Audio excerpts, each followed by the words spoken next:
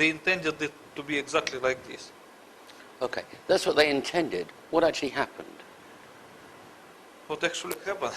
Okay, I will try to explain to you. As you remember, I explained to you before that not only the underground cavity would be created, but it would be surrounded by the crushed zone, which will be filled with a pulverized material, and the damaged zone. So I have another drawing. It is also from my book. That the demolition idea actually looked like this. The tower goes under surface 27 meters, and another 50 meters was the position of nuclear charge, the zero box. And the after cavity will look like this, after the explosion 100 meters. So the tower is supposed just to disappear into the cavity. Yes. Okay. But as you remember, when I explained to you in the previous drawing about the underground nuclear explosion 500 meters deep, yes, all those zones, they were more or less concentric. yes. The cavity, the crushed zone, and the damaged zone. Because the pressure from every direction, when the charge is buried sufficiently deep, is the same. I mean, the resistance of materials from every direction is the same. Yes. So the expansion of all these rings will be almost the same to every direction.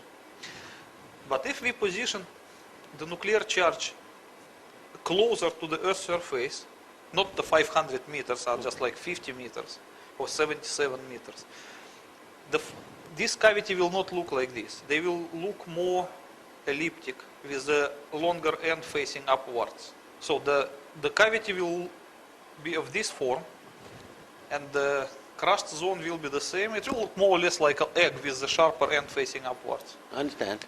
Why it happens? Because the resistance of materials towards the Earth's surface is the least.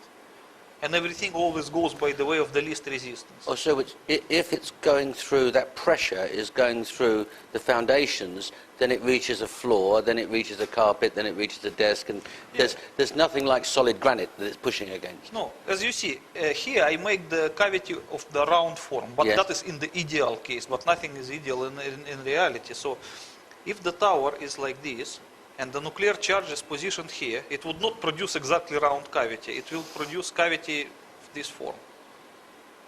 Okay. And the crushed and damaged zone, they will be also like this. Because they will tend to expand by the way of least resistance towards the Earth's surface, rather than to these directions. Because here the resistance of materials is much stronger than this way. So it's just pure physics. And the other thing that you have to consider, that granite around here is more or less solid and strong material, while the tower is half empty. And even though it is steel, but it provides different resistance of material compared to granite. That's why the expansion by the tower structure of these zones will be much longer than it underground case.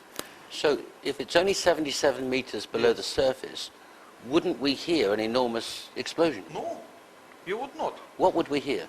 Nothing. You will just feel the shaking of the earth, which is typical for underground nuclear explosions. Like a train going underneath? Can be compared. It would be...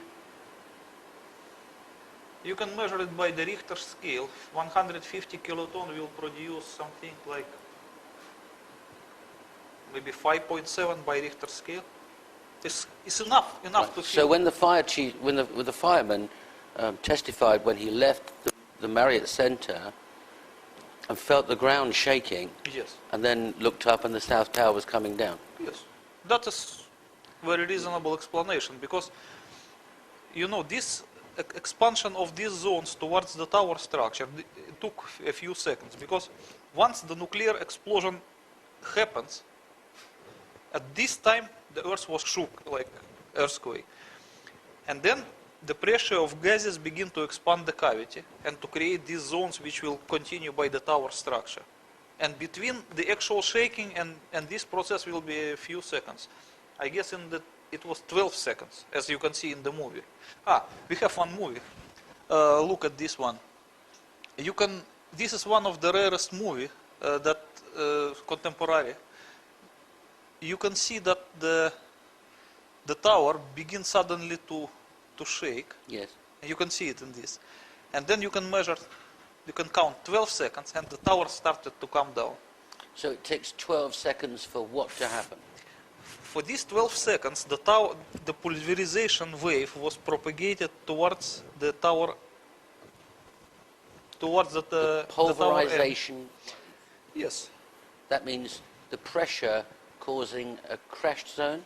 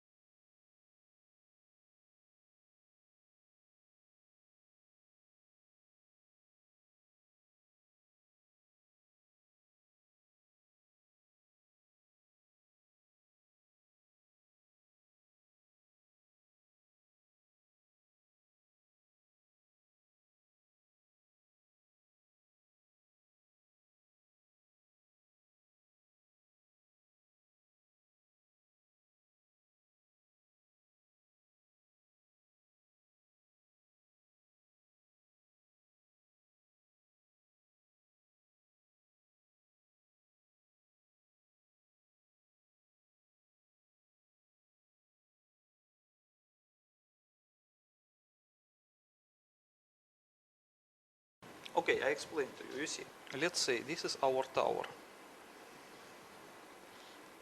And this is the Earth's surface. Our nuclear charge is here. The first, it will create a primary size of the cavity. In result, it will be because of the disappearance of the rock. It will be evaporated. And then the pressure of the gases, which is a former rock, will try to expand the cavity.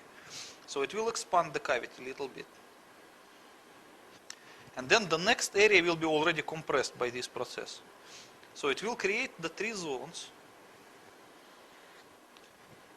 The outer one is a damaged zone. This is the border of damaged zone. And this is the border of crushed zone. And this is the border of the cavity. And all of them will expand, mostly to this direction.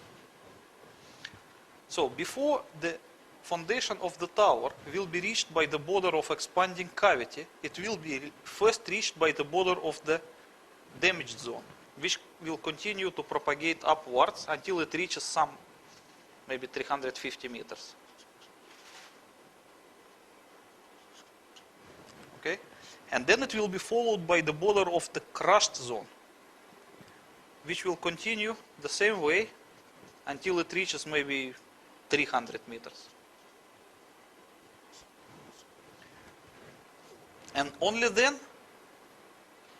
it will be reached by the end of the expanding cavity. So in this process, as you can see, the first tower will be damaged into small pieces until 350 meters. And immediately it will be also pulverized up to 300 meters. So this will be dust, complete microscopic dust. So the Very tower, typical the for the crushed steel, zone. the computers, the desks, the chairs, the Even carpet, the human beings. dust. Everything will be just transformed to complete microscopic dust. And this area will be damaged into small debris. And because the tower was above 400 meters, this part will be still undamaged, means solid and heavy. So by the gravitational forces, it will, in the next second, it will just press down